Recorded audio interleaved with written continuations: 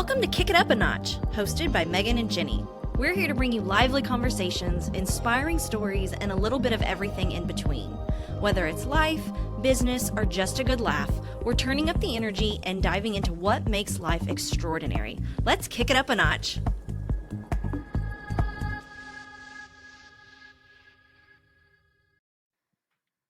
Hi, everyone, and welcome back to another episode of Kick It Up a Notch. I'm your host, Jenny McBride, flying solo today while Megan is out of town. But don't worry, we've got an incredible episode lined up that you won't want to miss.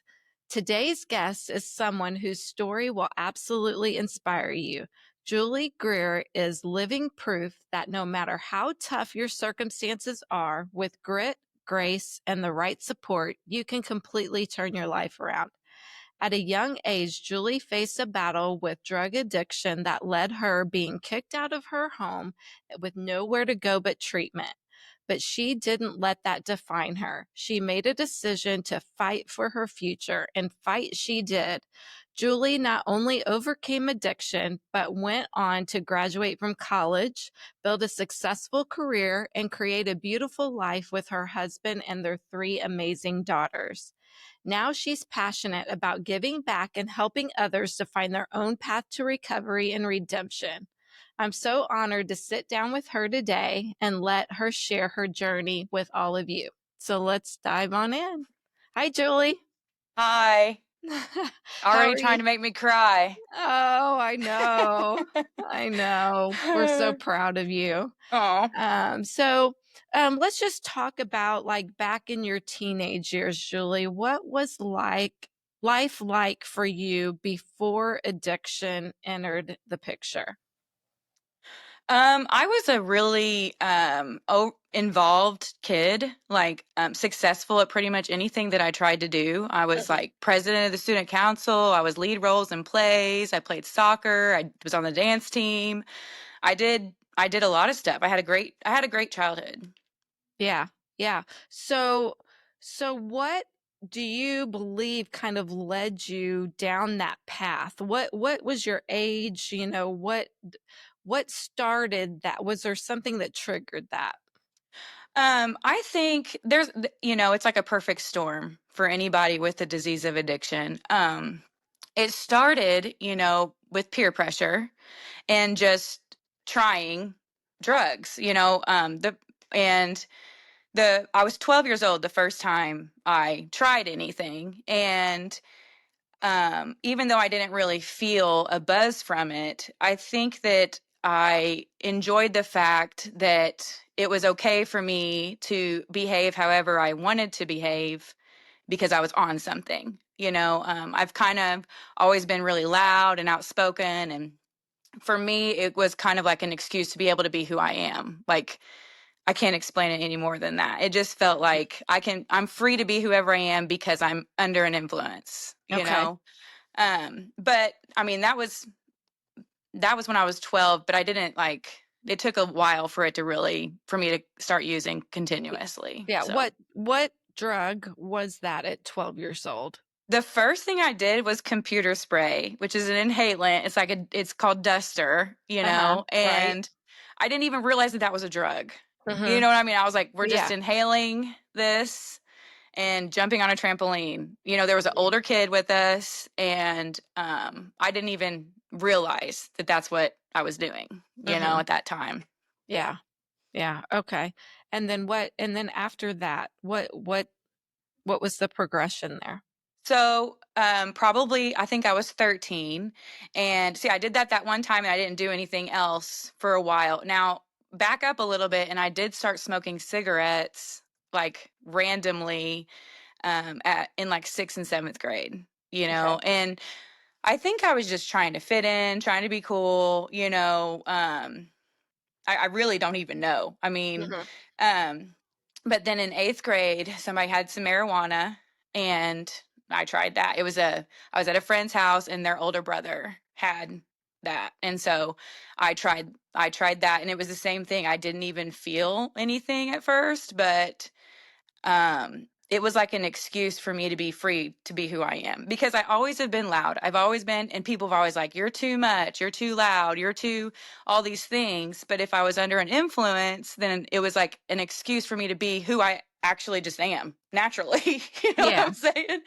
Right. So, Right. And a lot of schools nowadays are even saying like vaping yeah, is one of the things that leads to eventually marijuana and then other different right. things. Because a lot of parents think, oh, my kid just vapes. It's no big Right. deal. You know, it's just vaping. But Well, what it is, I think, is just compromising values and principles. Like once you're like, you're like, I don't want to do anything like that. But then you like let yourself say, okay, I'll try that. And then you realize, oh, that wasn't that bad. So right there, you've got a green light to say, well, I was fine when I did this, so I'll probably be fine when I do that. And you're Mhm. so dumb and Yeah, young, you don't realize the consequences, you know? right, right.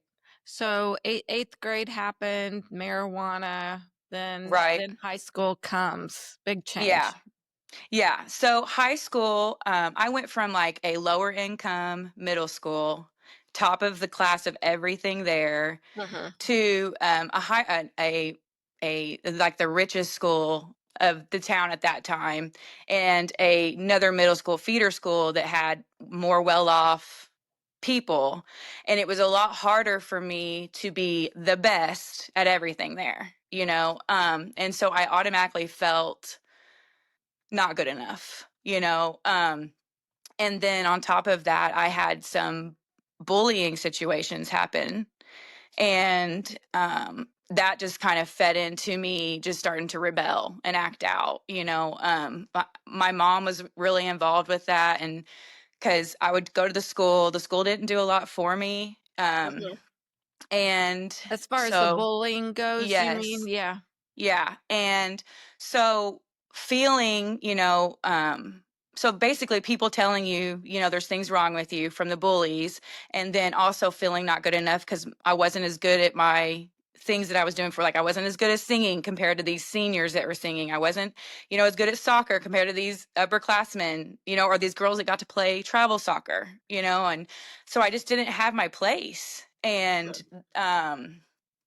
so and it really wasn't too out of hand freshman year, because it was just every once in a while going, hanging out with friends. I would drink for the first time freshman year. It was probably Mhm. towards the end of freshman year, and just trying to fit in, and have fun. It was fun for me. Like, Yeah. um, it always starts out fun. Mhm. Everything starts out fun until there's some kind of invisible line there, which I don't know when that was, that crossed to when I lost control.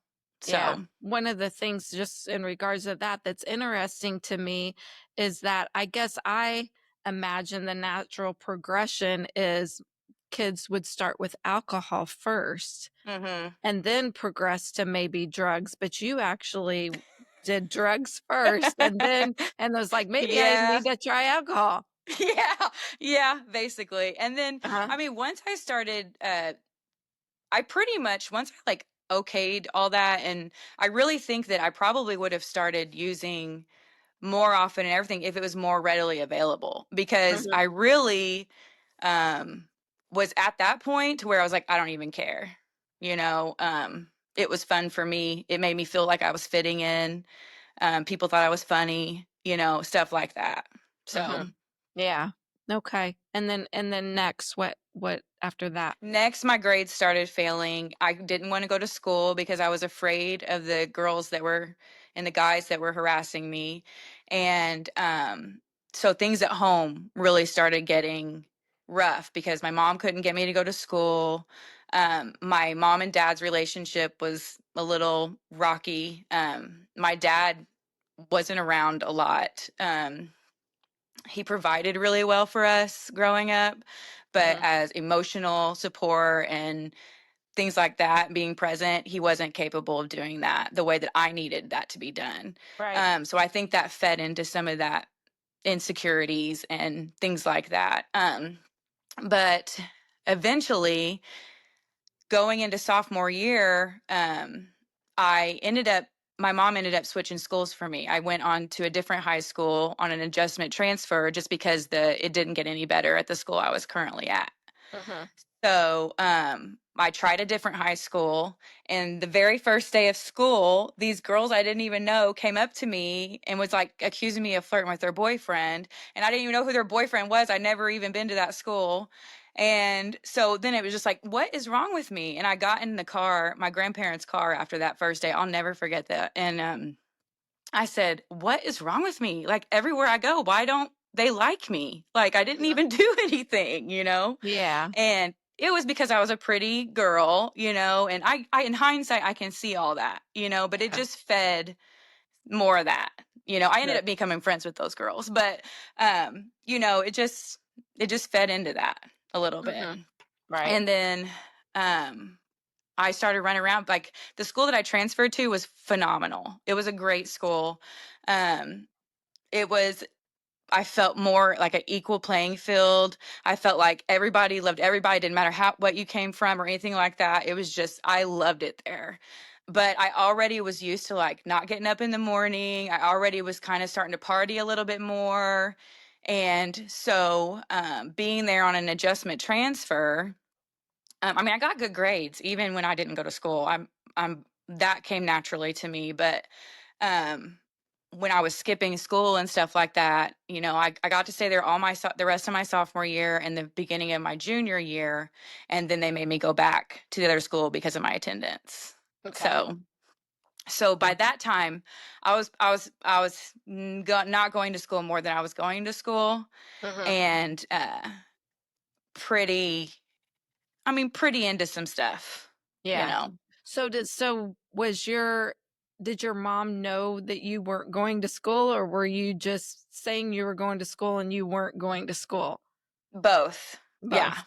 Yeah, bless my mom's heart. So like back like at my home life was a wreck. So in that time period also like I was turned 16 and my parents got divorced. Um I was fighting with my sister. I have a little sister. I was fighting with her all the time, and I was just breaking all the rules, Mhm. and my mom just didn't know what else to do with me, and it was, well, I guess it was like after I got kicked out of that school and had to go back to the other school, I just was off the hinges, because I did not want to go back to that school.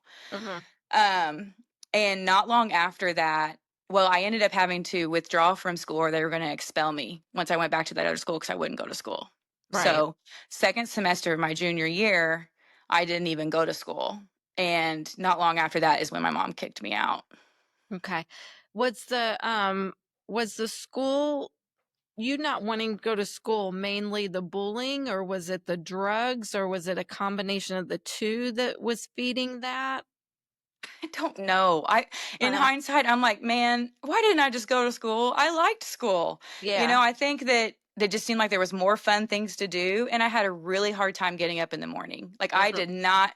If school would have started probably at 10, I Yeah. would have been better. But just getting up that early in the morning, I could not make myself do it. Mhm. And it was, I don't know, it was bad, and I just Yeah. wouldn't. I would not do it no matter what. And my poor mom, I mean, what do you do? I mean, Right. yeah, she tried everything, but Mhm. you can't make people do anything, Yeah. so Yeah. So you weren't quite 18 yet, and your mom no. kicks you out of the house. Yeah, I was 16, and the night that it happened, I mean, and there was a lot of I was very angry at Mhm. home, and it was, and I know it was because I was just a mess emotionally, and but I would take it out on everybody around me. Right. And so one night I was supposed to be home at a certain time, and I didn't come home at that time, and my mom locked me out. And she told me that if I don't come home, I'm not allowed to come home. So I came home anyway, and she locked me out because I mean, half the time I wouldn't believe her or didn't care what she said because I thought she would never really do what she said she was going to do. And she locked me out, and I kicked the door in, and she kicked me out. She was like, "You Mhm. got to go."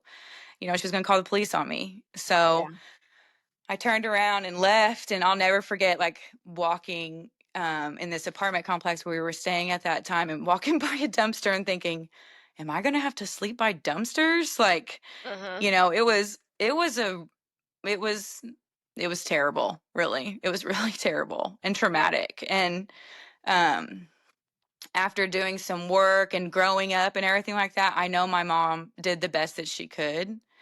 But I also know that I was taking advantage of anybody that would allow me to take advantage of them, and that even though I wouldn't do that, she didn't know what else to do.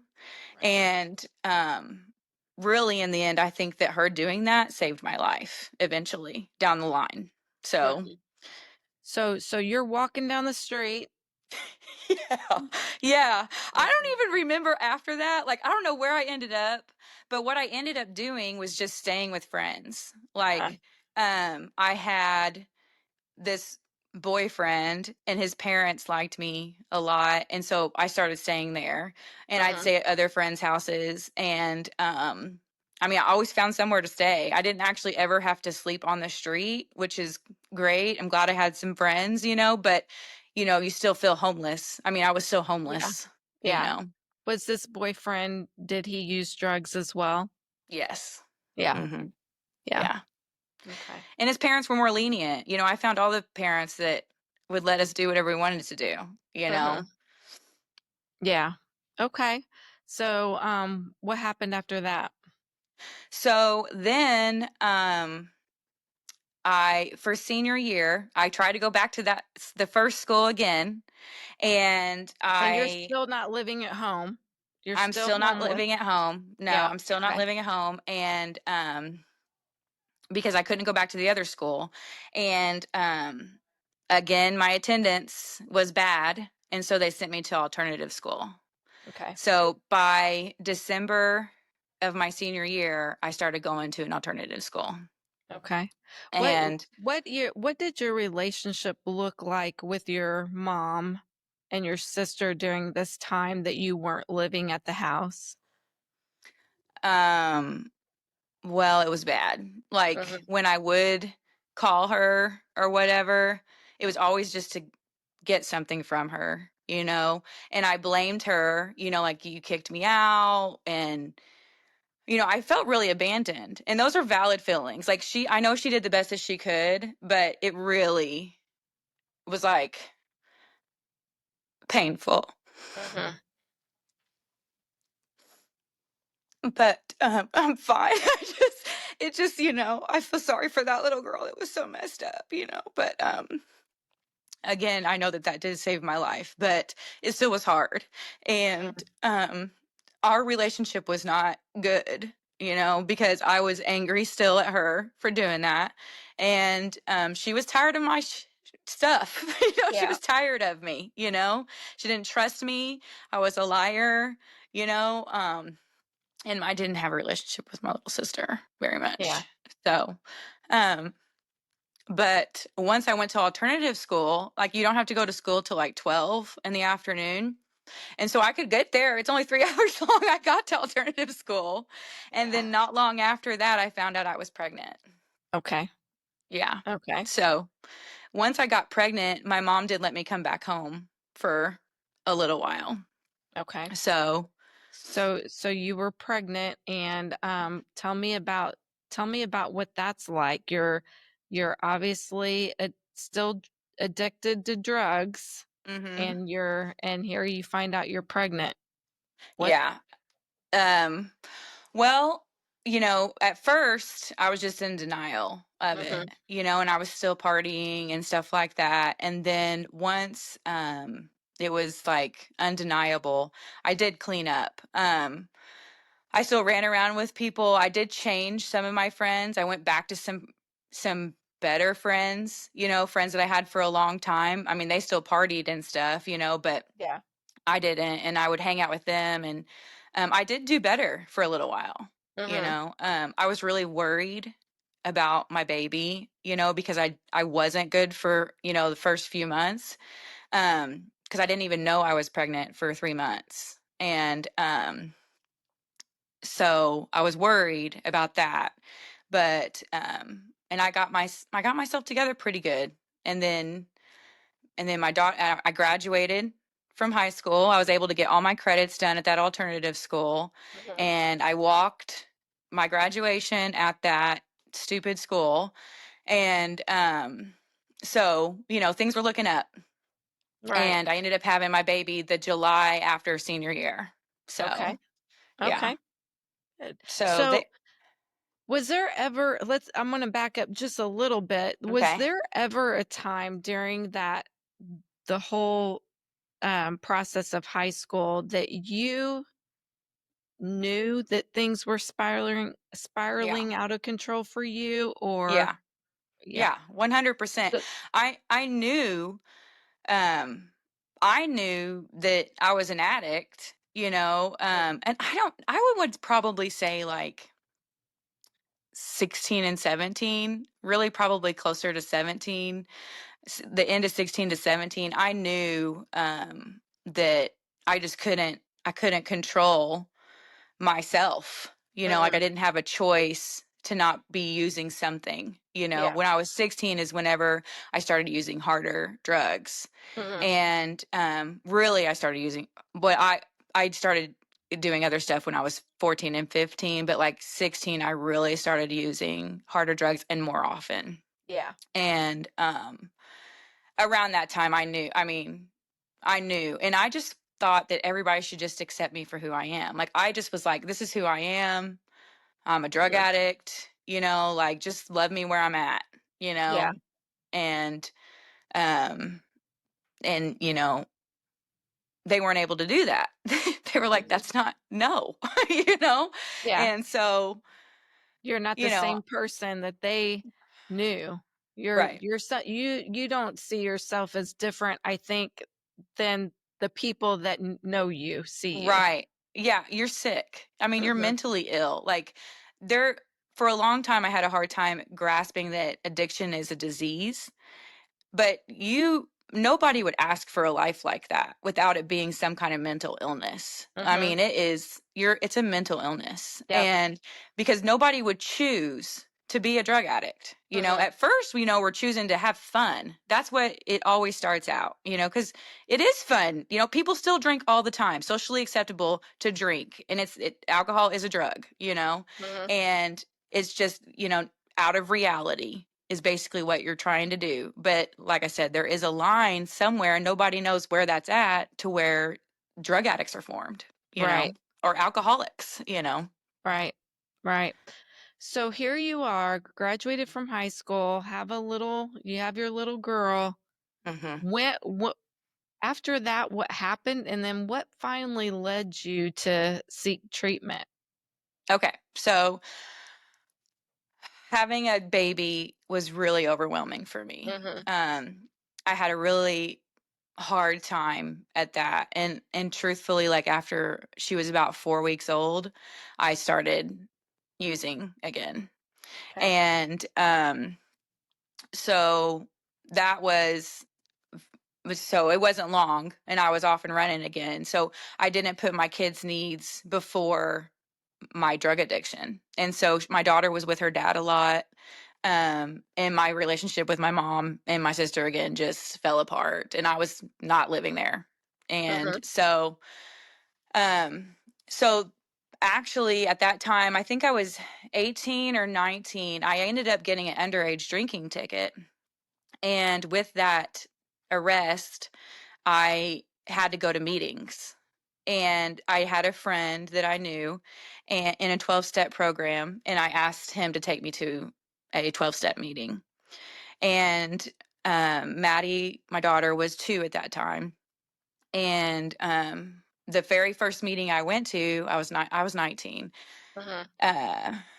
It it I found I knew the very first meeting that I went to that I found my home. And in this 12-step program. And it was just because I was in a room full of people just like me that they did accept the fact that that's who they were, and there wasn't any shame in who they were, and they had a solution.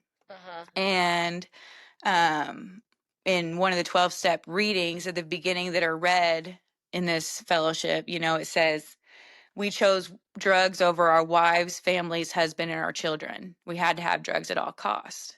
And I heard that very first meeting, and I thought, oh my God, they're saying that out loud. And that really got me, because that's who I was, and I didn't want to do that. And so I dived into that pretty good, because I had to get my paper signed and stuff, but when I was 20, but I had this like really hard time accepting that I could never drink alcohol, and I wasn't even 21 yet. Yeah.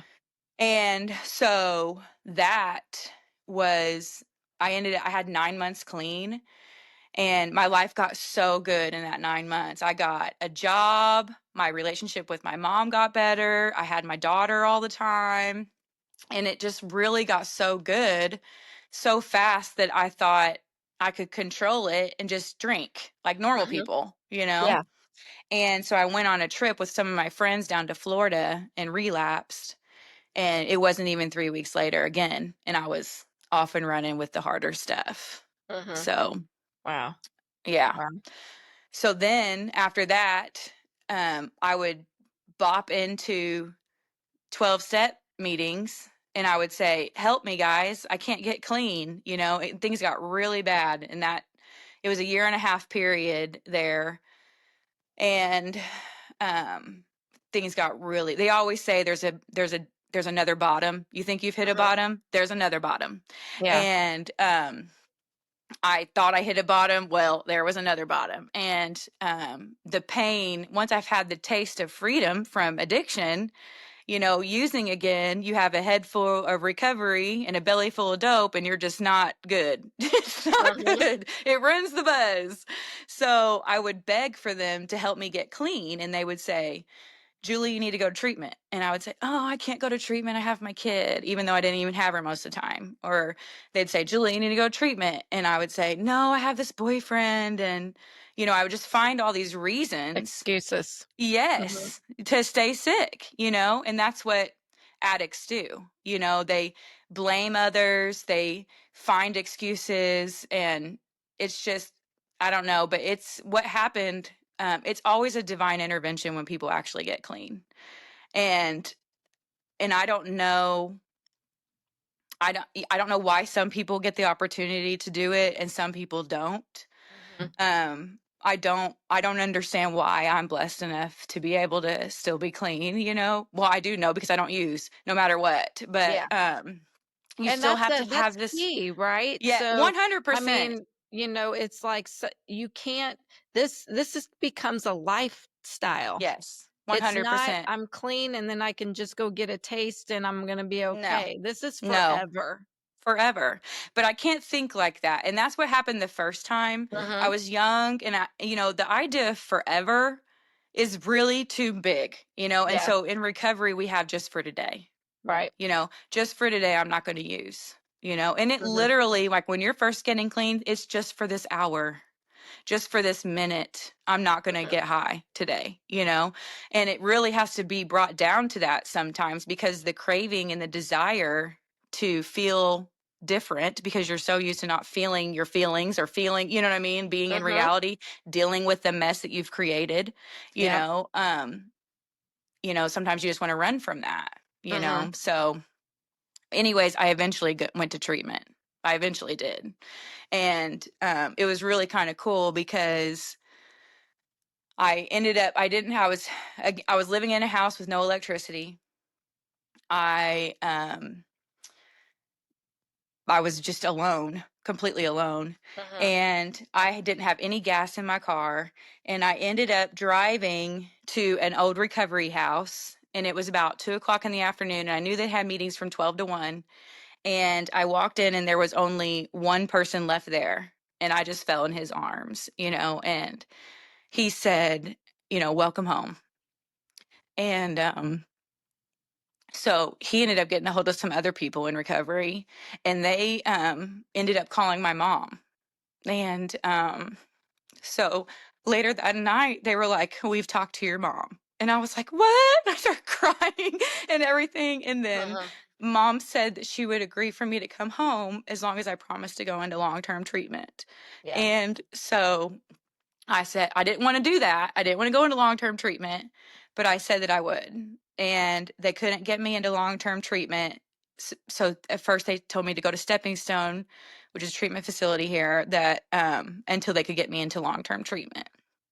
And so, I think it was like 2 days later I ended up in Stepping Stone, and I just went to meetings and surrounded myself with people in recovery, and I also was still surrounding myself with my boyfriend who was in active addiction, but I just didn't use in that time, and I ended up in treatment.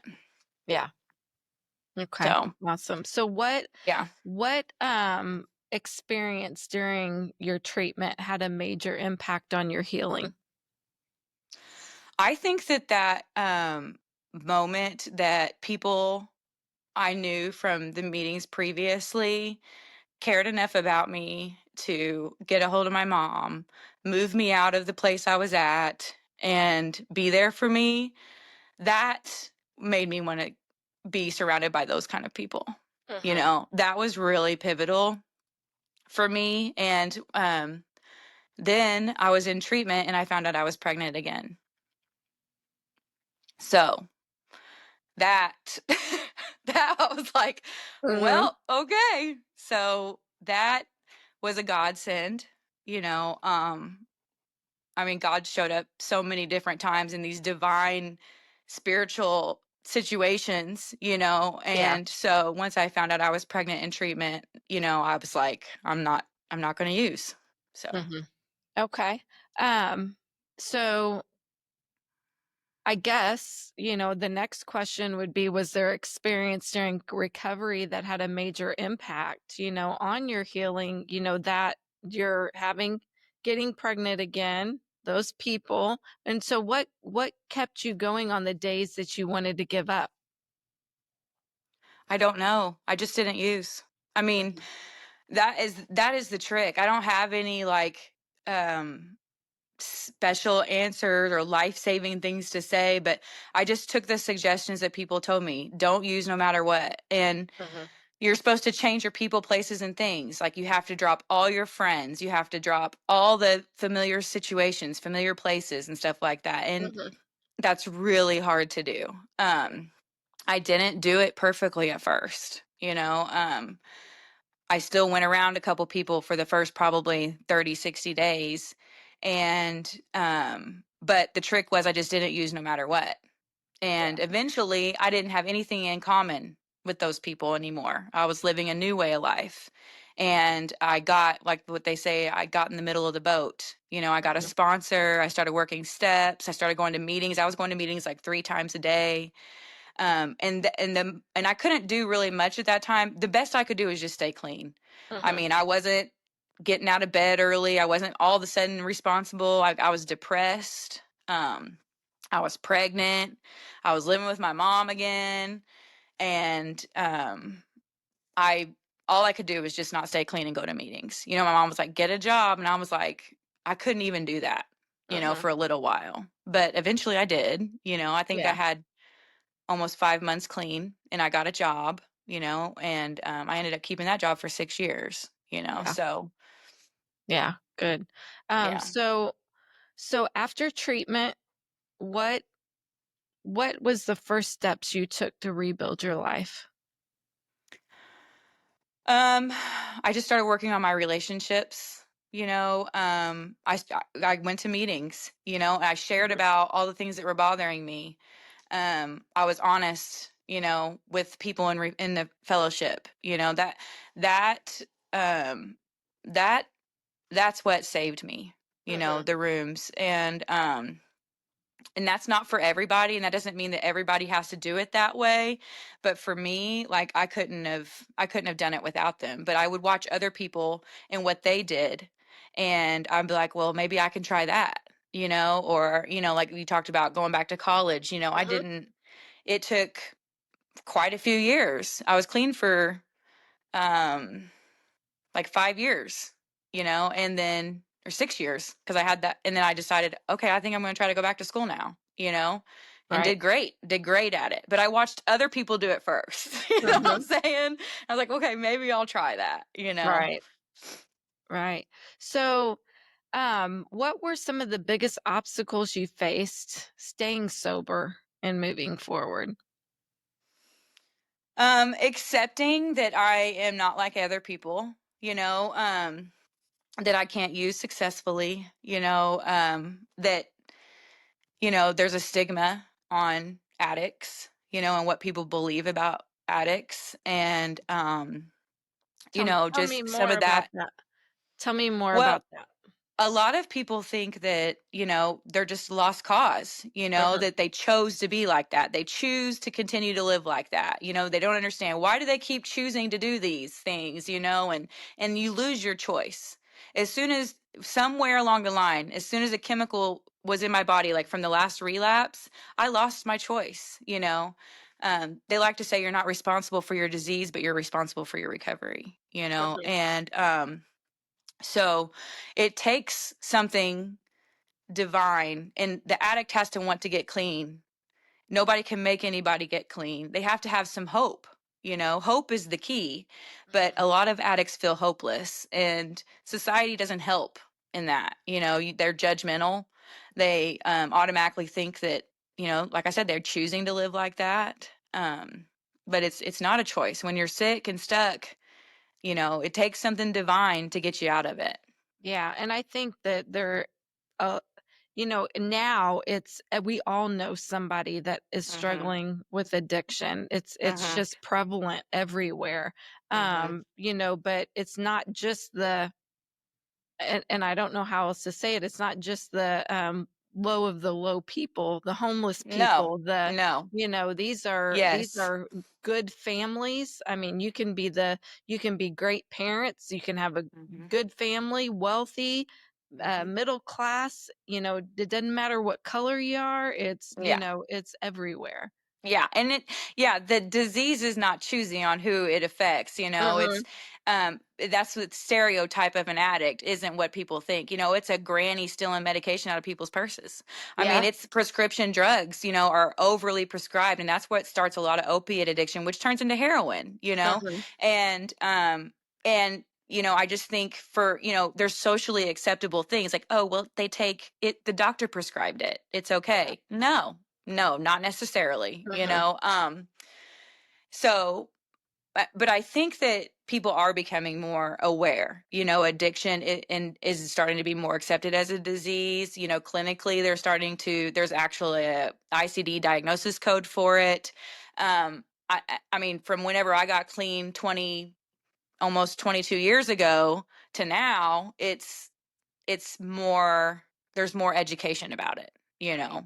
but Mhm. yeah, it doesn't matter where you come from. It doesn't matter where you come from, what you had, what you didn't have. It's a mental illness. Right. Right. So you've created such a beautiful life for yourself after recovery and having that long road. Tell us about your family and what that means to you.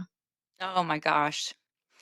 Um, so I'm really grateful that, like, I got clean at 22 because I was really young. And my oldest daughter was only 4 whenever Mhm. I got clean this time. And then my other 2 daughters have never seen me use. And so I'm so grateful for that. Like, I'm proud of that. And Uh-huh. my children grew up in the 12-step program as well. I take them to meetings with me.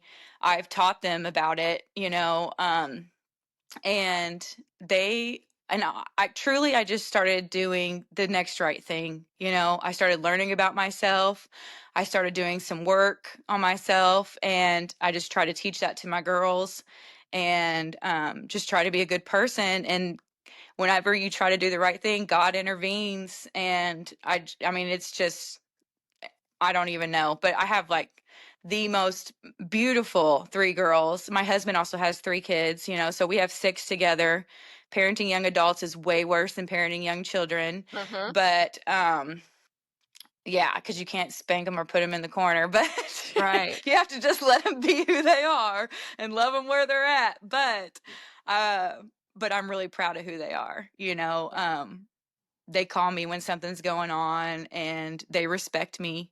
And if I would have continued on the road that I was on, their life would have been so different. Yeah. They would have had the non-present mother like my non-present father when I was younger. Yeah. So. Yeah. Yeah. They've been very blessed by your Yeah. recovery for sure. Yeah, they have, for sure. So, what does success look like for you today compared to what it meant all those years ago? So, back then it was really like just, can I get a job? Can I keep a job? Can I just stay clean and keep a job? And after you learned how to become employable and a productive member of society and you get all the things, really success to me today is just about love and sharing love, being a part of love, surrounding myself with love. It doesn't matter what I have. I don't care how much money I have or what my house looks like. Well, I kind of like what my house looks like, but if it went away, it'd be okay, Yeah. because love is like what it's about for me. That's success. If you're surrounded by people that love you and that you love, like that's it for me. Yeah. Good. Good. Yeah. So, how did you get into the career you're in now? And what do you love most about your work? So I'm an occupational therapy assistant, but now I'm the director of rehab at a nursing home. And I got into it because I asked one of my cousins, like, she is an OTR, and I said, what should I do when I go back to school? Because I needed to get a degree quick. And she's like, I think you'd really like being an OTA, and it's a 2-year program. And so I had some prereqs or whatever, and I applied for that program. And it was so cool because when they started telling me what occupational therapy was, again, it was another one of those God moments where it's like you help people find quality of life in the highest level of freedom that they can. And that's what, recovery is about finding the highest level of freedom from active addiction. And so it was just like lined completely up, and I was just like, oh my gosh, I can't believe there's a job that you get paid to do that. And so I mean, I just was put in the right place. God led me, and I love it. I do love giving back to people, and I love the elderly too, because they have so much knowledge, and they're still people too, and you don't know what it's like to be old unless you're old. So really, we don't even know what it's like to be old. And so being able to have empathy for them and just seeing them where they're at, like really seeing them, it's not like, just like an addict doesn't feel seen, elderly people don't feel seen, or somebody with a handicap doesn't feel seen. It's really important to see people, connect. That's another thing. They feel like the cure for addiction is connection. And I think that's why recovery and the fellowship helped me so much, because I felt so alone and so unseen, that, I mean, humans just need it. We need connection, Right. So I try to just put that in my life at work too. So Yeah. Great. Great. So, what are you most proud of in your journey? most proud of, I'm most proud of my girls. Yeah. You got some pretty great ones. They're just good people. They're a mess, but they are good people. Like at the end of the day, they have love in their heart and they're good people, Yeah. And So, what inspired you to start giving back and helping others in their who are struggling with addiction? Because you do give back in that way. So where do you volunteer, or I mean, like, is it not really volunteering? You're just there because you need to go. Tell me about that. Yeah. Okay. So, okay. So what you learn in recovery, Mhm. is being of service. and they start teaching you, how to be of service to other people. And so that's like a thing you learn right out the gate. Um, and that is in the rooms first, so they have sponsorship, so you help other people, and it's good for me. Like, I need to do it. I get to do it, hopefully, for the rest of my life, because it reminds me where I came from. And if I can help another person end up with the life that I have, I am all about it. I mean, because my life is beyond my wildest dreams. Like, Yeah. better, you couldn't even script. I would have sold myself so short, And so I still go to meetings like at least once a week. I sponsor some girls. I go to like functions. I do like a thing called H&I, where you go into treatment centers and you share your experience, strength, and hope. But it's not just in recovery. Like, I just try to be of service in general in my life, like at work, or anywhere, just being of service to others, that carries the message, Right. Right. Okay. So where, if somebody was needing Mhm. help, where would you tell them to start? Where would you tell them they need to go? Well, like I said, there's a lot of different ways that people get clean.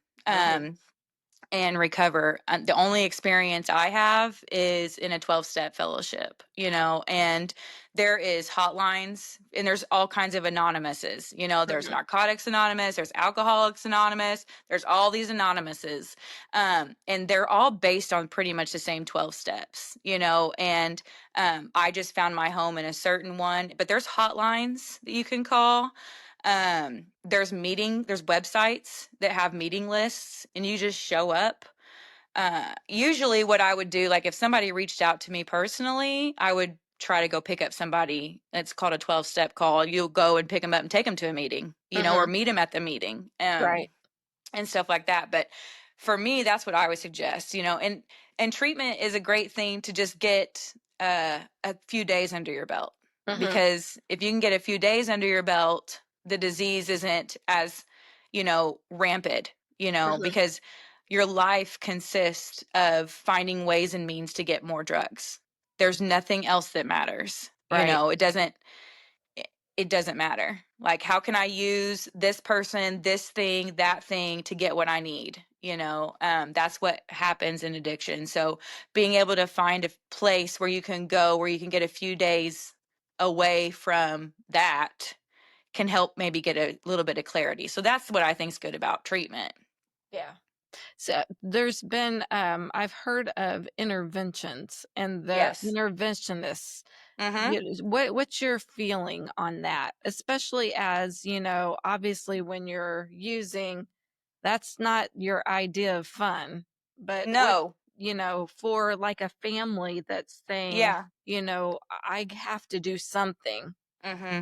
Well, yes. So I had a friend, and he was a part of an intervention, and he was clean for a long time. Like, he came to the rooms and everything like that. So I mean, I do think that they work.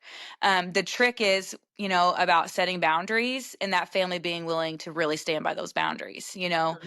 Until the pain gets great enough, the addict isn't going to stop using. They have to become desperate for a different way of life, and desperation is a gift, but it's really hard for people to allow their loved ones to become homeless, to become desperate, to become all those things. But Right. really, if you're giving them things, a place, if you're making it easier for them to get high, you're part of the problem.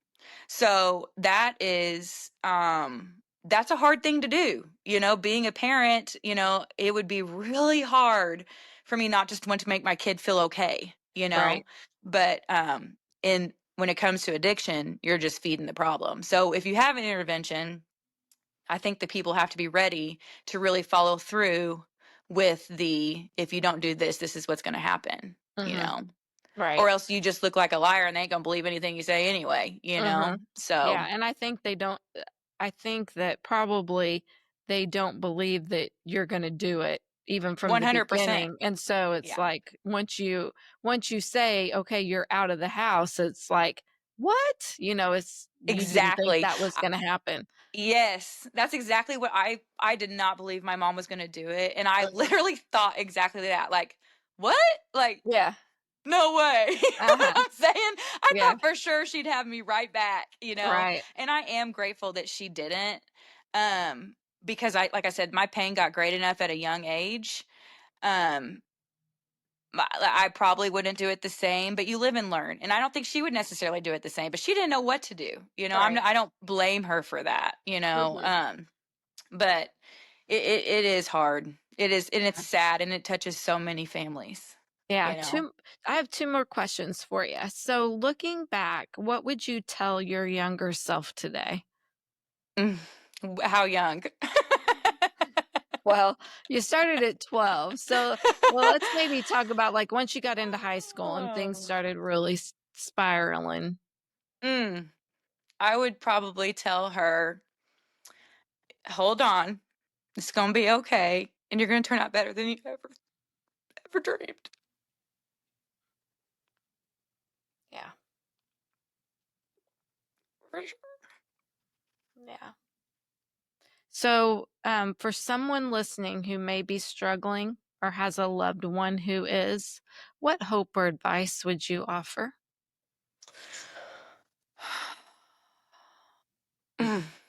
Just love them where they're at. Tell them that you believe in them, but don't feed the addiction, you know? Stand firm, you know, and tell them there's hope and there's help, but you can't do it for them, and send them where they can go, and then just pray, you know, because God's got a plan for all of us. We don't know what it is going to be, but we have to trust in that. And one day we'll understand. So, Well, that's a great way to end it. So, yeah. wow, what a incredible conversation, Julie. Thank you so much for your honesty, your strength, and your willing to share your story with all of us. Your journey is a powerful reminder that no matter how far off track life may seem, redemption, healing, and a beautiful new beginning are always possible. To Mhm. everyone listening, if Julie's story resonated with you or someone you know, please share this episode. You never know who might need to hear that hope is real and change is possible. And hey, if you've been inspired today, let us know. Leave a review, send us a message, or tag us on social media. We'd love hearing from you. Megan will be back next week, but I'm so grateful you spent this time with me. Until next time, keep showing up, keep believing in better, and keep kicking it up a notch. See you soon. Kick It Up a Notch is all about real talk and real stories, but we're not doctors, lawyers, financial advisors, or therapists. We're just two business owners having fun, sharing experiences, and hopefully sparking some inspiration. So don't take anything we say as professional advice.